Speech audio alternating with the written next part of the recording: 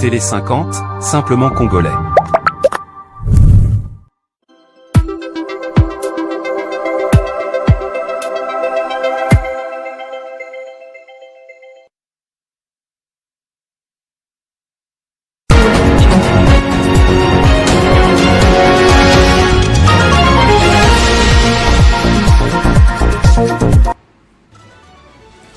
Au sommaire de ce journal, crise en RDC, le chef de l'État a échangé avec une délégation du panel des facilitateurs de l'Union africaine.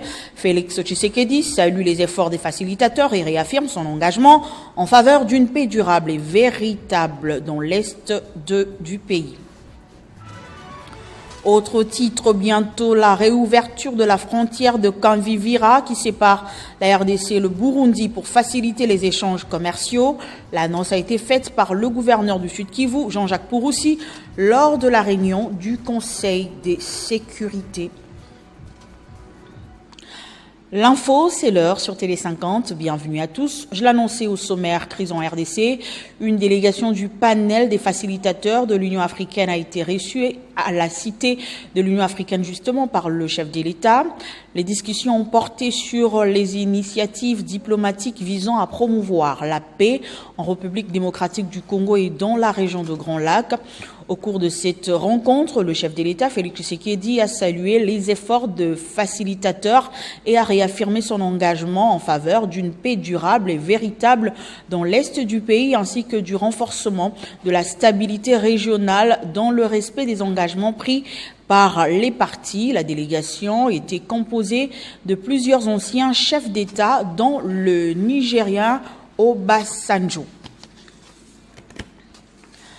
Dans l'actualité également, actualisation de l'accord commercial bilatéral signé par la RDC et l'Algérie. Le sujet était au centre d'une importante réunion présidée ce vendredi par le ministre du Commerce extérieur, Julien Paluku, dans son cabinet de travail. L'actualisation de cet accord devra également renforcer la coopération entre les deux pays.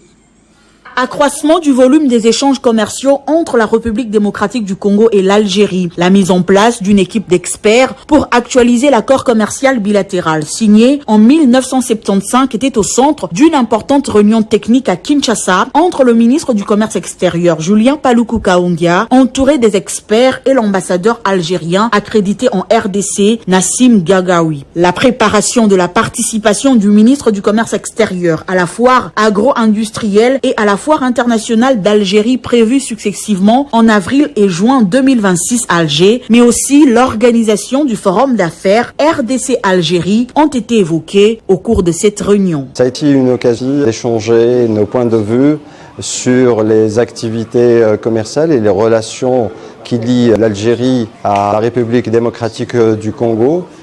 Une relation qui mériterait d'être redynamisée. Ça a été donc à cette occasion de discuter des différentes pistes pouvant dynamiser et relancer la coopération et les relations commerciales entre l'Algérie et la RDC. Nous avons d'ores et déjà décidé d'avoir un échéancier par rapport aux actions à mener pour pouvoir aller de l'avant. Signalons que le gouvernement congolais, par l'entremise du ministre du Commerce extérieur, consolide la conquête des marchés pour les produits Made in DRC.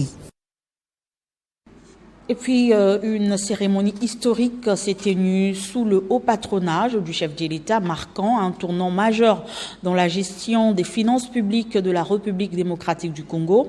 Le ministre des Finances, Doudou Fwamba, a présidé la prestation des serments des comptables publics, un acte symbolique d'une réforme ambitieuse visant à moderniser la comptabilité publique et à renforcer la rigueur et la transparence dans la gestion des ressources financières. La République démocratique du Congo a marqué une étape historique dans la gouvernance financière avec la prestation des serments des comptables publics principaux et secondaires. C'est sous l'égide du chef de l'État que le ministre des Finances, Doudou Famba Likonde Libotaï, a présidé cette cérémonie solennelle, soulignant qu'il ne s'agissait pas d'une simple formalité administrative, mais d'une consécration à la suite d'un long combat pour la modernisation des finances publiques. Lors de son allocution, le ministre a félicité les récipiendaires et a insisté sur l'importance de ces moments.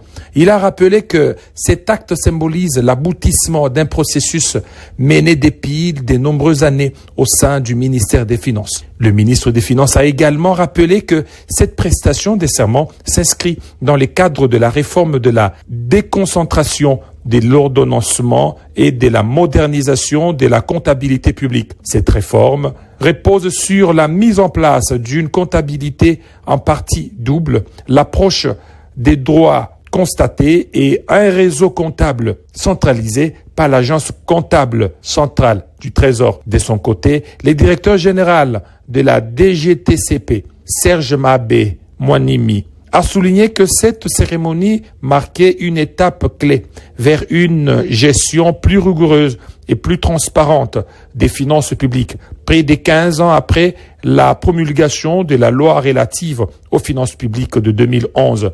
Enfin, l'Argentine nationale a réitéré la détermination du gouvernement à poursuivre la modernisation des finances publiques en mettant particulièrement l'accent sur l'opérationnalisation du compte unique du Trésor, la déconcentration de l'ordonnancement et la mise en œuvre du budget pluriannuel axé sur les résultats. Il a conclu son intervention par un appel à l'engagement.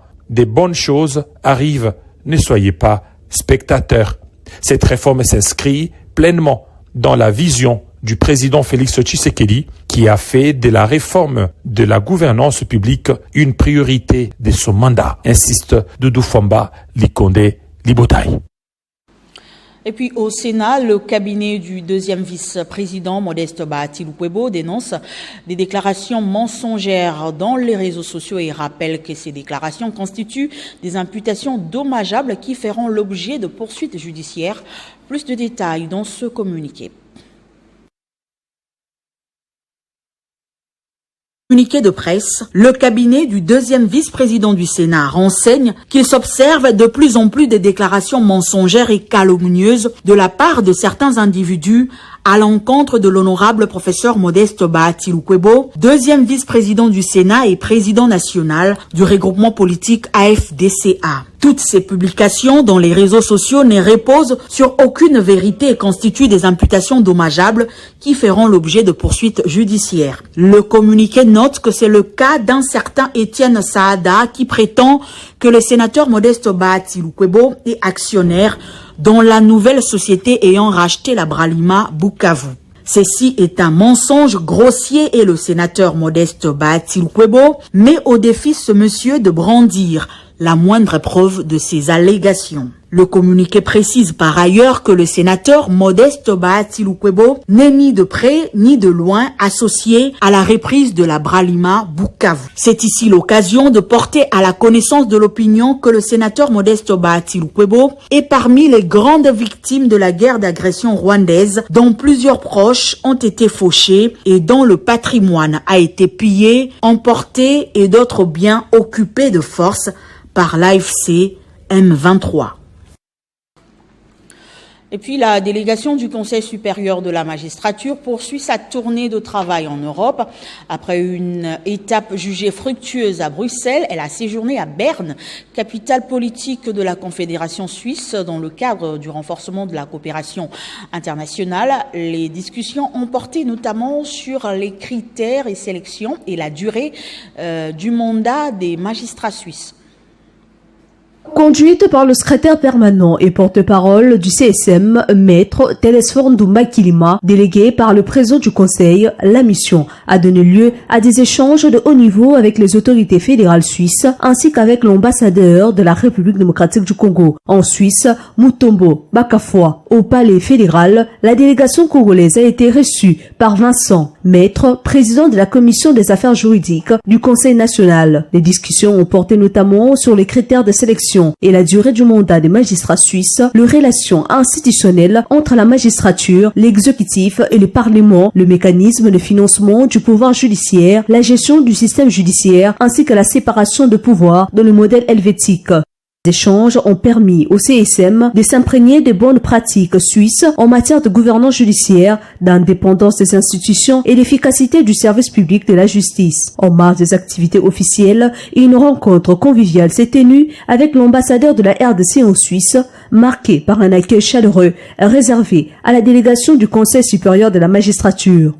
Illustrant la qualité des relations entre les autorités diplomatiques congolaises et les institutions suisses. Cette mission s'inscrit dans la dynamique de modernisation, de renforcement des capacités et d'ouverture internationale du Conseil supérieur de la magistrature en vue de consolider durablement l'état des droits en République démocratique du Congo. Et puis le directeur général de l'OCC, Étienne Chimanga Mutombo, est accusé par le ministre du Commerce extérieur d'installer un système informatique parallèle de contrôle des importations au détriment du trésor public. Une perte évaluée à des milliers de dollars américains pour l'an 2025 et d'une gestion irresponsable des ressources humaines et une action disciplinaire pour faute de gestion lourde, insubordination et mise en péril de l'office est ouverte contre le directeur général qui a 20 jours pour présenter ses moyens de défense, indique la lettre du ministre Julien Paluku Kaongia. Et puis c'est une bonne nouvelle, bientôt la réouverture de la frontière de Kamvivira qui sépare la RDC et le Burundi pour faciliter les échanges commerciaux. L'annonce a été faite par le gouverneur du Sud Kivu, Jean-Jacques Pouroussi, lors de la réunion du Conseil de sécurité qu'il a présidé à Uvira. Le gouverneur du Sud Kivu, le professeur Jean-Jacques Pouroussi Sadiki, a présidé les conseils provinciaux de sécurité élargis entourés de cadres de base. Les chefs coutumiers, les responsables des FARDC, les VDP Ouazalendo, les services frontaliers, les députés élus d'Uvira et d'ailleurs, ainsi que les responsables des organisations humanitaires et des femmes de plusieurs autres organisations étaient présents. Les échanges ont porté sur la situation sécuritaire du territoire et de la ville d'Uvira, mais aussi sur la cohésion sociale et le vivre ensemble entre communautés. Vous avez sûrement entendu que l'ennemi AFC M23 appuyé par le Rwanda est en train de faire un montage visant à discréditer les FRDC, les VDP, mais aussi et surtout le gouvernement congolais à travers la question des communautés Banyamulenge, en disant que ces communautés sont maltraitées, malmenées, exploitées, tuées, violées, ainsi de suite, ce qui est tout à fait faux. Toutes les communautés, tous les Congolais, tous les étrangers qui vivent ici sont chez eux et qu'ils doivent continuer à vivre chez eux. Et qu'à cet effet, nous devons continuer à nous tenir la main dans la main, à nous protéger mutuellement. Cette frontière sera ouverte dans les prochains jours parce que la Direction générale des migrations, c'est-à-dire les services aux frontières, sont en train de s'installer. Aujourd'hui, c'est la DGM qui s'est installée. Et je crois d'ici 2-3 jours maximum, nous pourrons être capables de pouvoir rouvrir cette frontière. Nous remercions encore une fois le président de la République, chef de l'État Félix Antoine Tshisekedi Tshilombo, qui se bat pour que la paix, la sécurité, la stabilité règnent. Nous remercions l'ensemble du gouvernement à travers la première ministre Judith Suminwa. Nous remercions nos VDP, nos FRDC et nos alliés burundais qui sont toujours à nos côtés. Fidèle à son style pragmatique, le surnommé Magufuli du Sud Kivu par la population, le professeur Jean-Jacques Pouroussi s'est toujours distingué par sa proximité légendaire avec les habitants. Avant toute activité, il a parcouru les rues d'Uvira à pied, appelant à la résilience. Il a enfin exhorté les communautés à rejeter toute forme de discrimination, s'inscrivant ainsi dans les recommandations du président de la République, Félix Antoine Tshisekedi. Et puis la Fondation André Mushongo dénonce avec la plus grande fermeté les attaques à caractère tribal dont est victime son autorité morale, Monsieur André Mushongo Mouchara. Elle dit non au tribalisme et réaffirme son engagement en faveur de la paix, de l'unité et de la cohésion entre tous les Congolais. Non, électeur de l'honorable professeur André Mushongo Machara, député national, élu de la ville de Tsikapa, avons constaté depuis le début de la 4e législature, les attaques et les injures contre l'honorable professeur André Mouchongo Machara par les collaborateurs et membres du parti politique ACB de l'honorable député Guy Mafuta Kabongo. Cette attitude irresponsable et tribale de l'honorable M. Guy Mafuta Kabongo, élu du territoire de Kamonia, ne favorise pas l'unité, la paix et le vivre ensemble et la cohabitation entre les différentes communautés vivantes dans la ville de Tshikapa. Reconnu par son légendaire comportement haineux, séparatiste contre tous les leaders des autres communautés de la province du Kasaï, qui créent une division et manque de cohabitation pacifique entre les fils et filles de la province du Kasaï. Exigeons à monsieur l'honorable député national Guy Mafuta Kabongo, élu du territoire de Kamonia, ce qui suit. Le respect et la considération envers l'honorable professeur André Mouchongo, élu de la ville de Tshikapa, et à tous les autres députés nationaux de la province du Kasaï. L'arrêt immédiat de l'instrumentalisation des jeunes de son parti politique ACB contre les élus nationaux et de tous les gouverneurs depuis la création de notre province du Kasaï. Soutenons la paix et le vivre ensemble entre les différentes communautés de tous les territoires de la province du Kasaï. Et puis les tensions entre l'entreprise minière TFM et les creuseurs artisanaux à Fungurume prennent une tournure préoccupante, menaçant la quiétude de la population locale après des violents affrontements sur la concession marquée par des véhicules caillassés et des revendications pour la libération des collègues bloqués. La bourgmestre Aline Makano est intervenue sur le terrain, accompagnée du comité local de sécurité et des leaders des jeunes. Elle a condamné fermement les actes de violence tout en rappelant les efforts du gouvernement pour créer des zones d'exploitation artisanale. La commune de Fungurume, située dans la province du Lualaba, est une zone minière stratégique où opère l'entreprise Tenke Fungurume Mining TFM. Depuis plusieurs mois, les tensions entre cette société et les creuseurs artisanaux se sont intensifiées, alimentant l'inquiétude de la population locale. Un nouvel incident a été enregistré sur la concession de TFM. Des creuseurs artisanaux exigeant la libération de leurs collègues bloqués à l'intérieur du site ont affronté des agents de sécurité.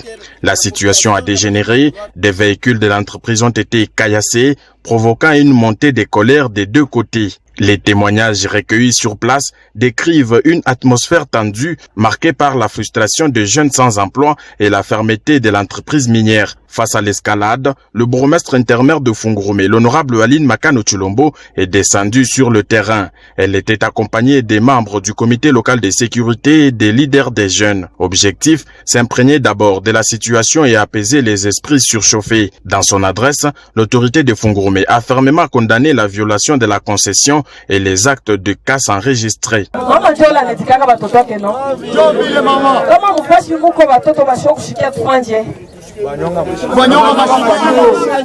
Kila siku niko nimsemea, kila siku niko nimkompania, mais amupende kunishikia njuu ya nini? Hii concession ya TFM iko privée. Parce que tout na batoto tunapaswa kubafundisha savoir vivre. L'honorable Aline Makano Chulombo a rappelé que la gouverneure du Lualaba Fifi Masuka Saini mène des démarches auprès du gouvernement central pour l'obtention des zones d'exploitation artisanale ZEA. Ces zones permettront d'offrir un espace légal aux jeunes creuseurs artisanaux, conformément à la vision du chef de l'État congolais Félix Tshisekedi Tshilombo. Et puis, c'est l'une des organisations les plus actives à Kinshasa dans les actions de soutien à l'éducation nationale. Le Rotary Club de Kinshasa Limité, avec ses partenaires notamment la Raobank et l'ARPTC, a doté le collège Saint-François de Sales d'une salle informatique totalement équipée et connectée. Cette action s'inscrit dans l'axe de soutien à l'éducation de base et l'alphabétisation du Rotary international. Témoin de l'événement, Gaëtan Koubabourandi. Dans la cour de l'école, les élèves impatients attendent de découvrir finalement leur nouvelle salle informatique.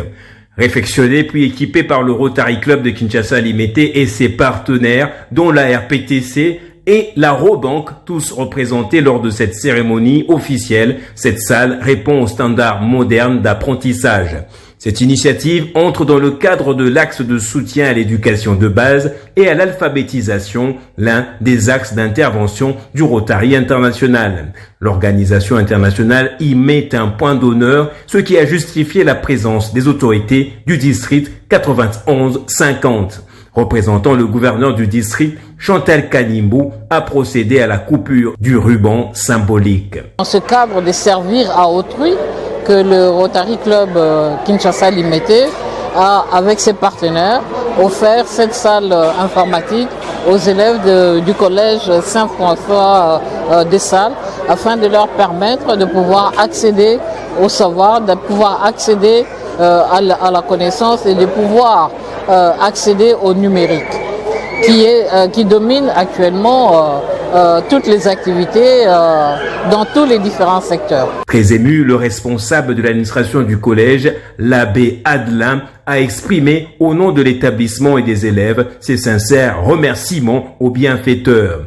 La nouvelle salle informatique est composée d'ordinateurs connectés entre eux, un matériel de pointe destiné à faciliter l'apprentissage des élèves. Les remerciements s'adressent également à l'équipe technique et à tous ceux qui ont travaillé avec acharnement pour aménager cette salle. L'activité s'est clôturée par une photo de famille dans la cour de l'école, les élèves ayant promis de faire bon usage du don reçu. Le collège Saint-François de Salles est situé à Kintambo, non loin du Vélodrome. Voilà qui met fin à ce journal. Place au rappel de titres. Crise en RDC, le chef de l'État a échangé avec une délégation du panel des facilitateurs de l'Union africaine. Félix Tshisekedi salue les efforts des facilitateurs et réaffirme son engagement en faveur d'une paix durable. Autre titre, bientôt la réouverture de la frontière de Kamvivira qui sépare la RDC et le Burundi pour faciliter les échanges commerciaux. L'annonce a été faite par le gouverneur du Sud Kivu, Jean-Jacques Pouroussi, lors de la réunion du Conseil de sécurité à Uvira. Merci de votre attention soutenue et surtout restez fidèles au programme de Télé 50. Bon week-end à tous.